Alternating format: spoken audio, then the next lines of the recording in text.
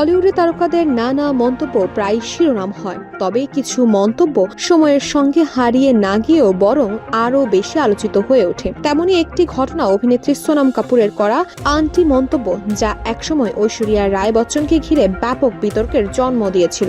ঘটনাটি 2009 সালের। সে সময় আন্তর্জাতিক প্রসাধনী ব্র্যান্ডের দীর্ঘদিনের শুভেচ্ছা দূত ছিলেন ঐশ্বরিয়া রায় বচ্চন। একই ব্র্যান্ডের নতুন মুখ হিসেবে যুক্ত হন সোনাম কাপুর। ফলে কান চলচ্চিত্র উৎসবে দুই প্রজন্মের দুই জনপ্রিয় তারকাকে একসঙ্গে দেখার অপেক্ষায় ছিলেন ভক্তরা। কিন্তু উৎসব শুরুর আগেই এক সাক্ষাৎকারে ঐশ্বরিয়াকে আন্টি বলে সম্বোধন করেন সোনাম। মন্তব্যটি প্রকাশ্যে আসতেই সামাজিক যোগাযোগ মাধ্যম ও বলিউড জুড়ে শুরু হয় তুমুল আলোচনা ও সমালোচনা। অনেকেই এটিকে অসম্মানজনক মন্তব্য হিসেবে দেখেন, তবে সমালোচনার মুখেও নিজের বক্তব্যে অনড় ছিলেন সোনাম। তার ভাষ্য, ঐশ্বরিয়া তার বাবার অনিল কাপুরের সঙ্গে একাধিক সিনেমায় অভিনয় করেছেন।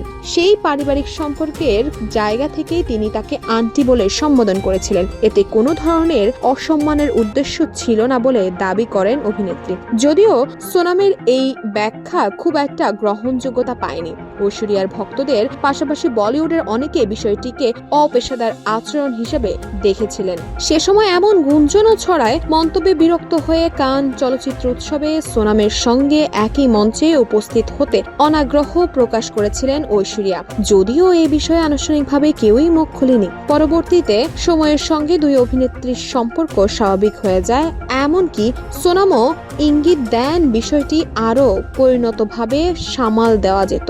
বহু বছর পেরিয়ে গেলেও বলিউডের আলোচিত বিতর্কগুলো তালিকায় আন্টি মন্তব্যের ঘটনা এক কথাতেই যে পুরো ইন্ডাস্ট্রিতে ঝড় তোলা যায়, তার অন্যতম উদাহরণ হয়ে আছে সোনাম কাপুর ও ঐশ্বরিয়া রায়ের এই বিতর্ক।